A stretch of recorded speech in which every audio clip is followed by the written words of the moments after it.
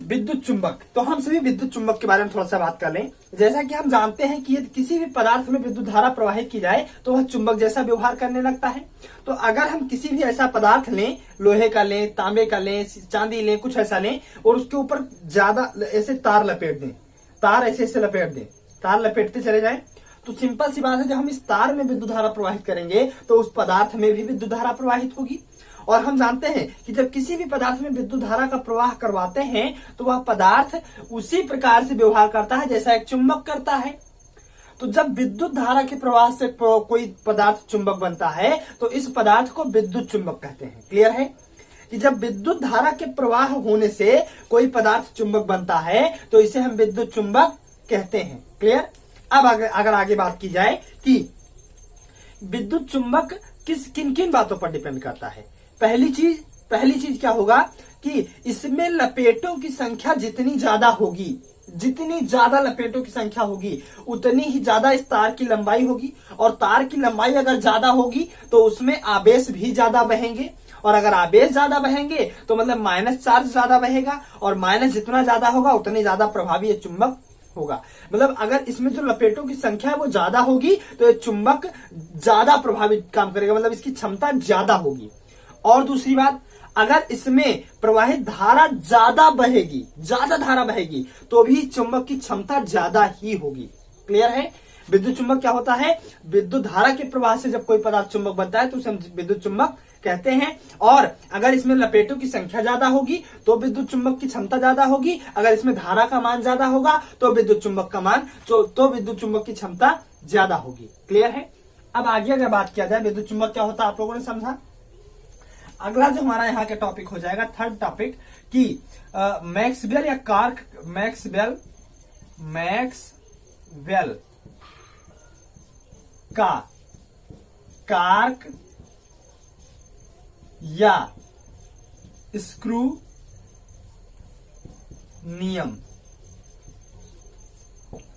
Maxwell का cork या screw, इन रेखाओं को चुंबकीय क्षेत्र रेखाएं बी से डिनोट करेंगे, इन रेखाओं को चुंबकीय क्षेत्र रेखाएं कहते हैं। ध्यान सुनिएगा, मैक्सवेल का कार्क या स्क्रू नियम क्या कहता है, ध्यान सुनिए।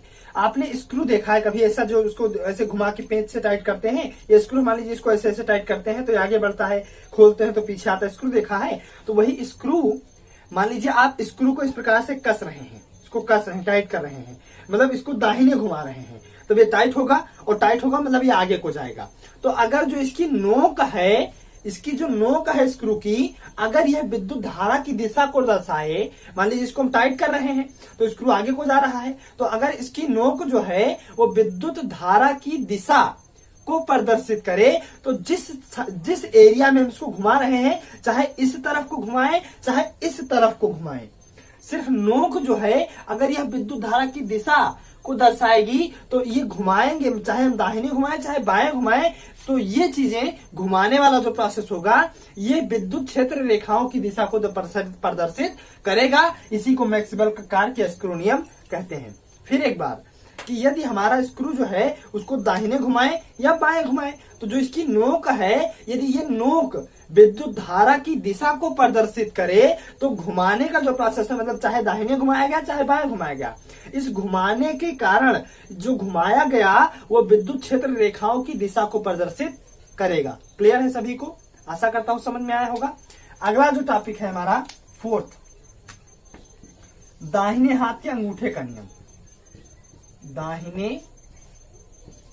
हाथ के अंगूठे का नियम, ये भी एक बहुत ही इंपॉर्टेंट टॉपिक है और कभी कभी पूछ लिया जाता है। तो सिंपल सा है, कुछ इसमें है नहीं। मान लीजिए हमारा दाहिना हाथ है और इसको हम इस प्रकार से मोड़े, अपनी उंगलियों को इस प्रकार से मोड़े, अंगूठा सीधा करें, इस प्रकार से उंगलियों को मोड़े, अंगूठा सीधा रखें। तो यदि हमारा ये जो अंगूठा है ये विद्युत धारा की दिशा को दर्शाए, यदि जो अंगूठा है विद्युत धारा की दिशा को दर्शाए, तो जिस एरिया में हमने ऐसे उंगलियों को मोड़ा है, इस प्रकार से देखिए, जिस एरिया में हमने उंगलियों को मोड़ा है ये उंगलियां विद्युत क्षेत्र रेखाओं की दिशा को प्रदर्शित करेंगी। यही दाहिने हाथ के अंगूठे का नियम है। क्लियर।